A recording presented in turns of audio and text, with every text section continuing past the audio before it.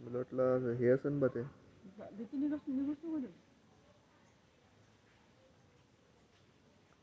खालून असं वर झाल्यानंतर फोकस कर. फुलाजवळ एका फुलाजवळ असं दूर पहिले अलग अलग व्हिडिओ बनवू का एकाच व्हिडिओ मध्ये येऊ ते सगळं? अलग अलग क्लिपा बनवून घरदार निघू नको.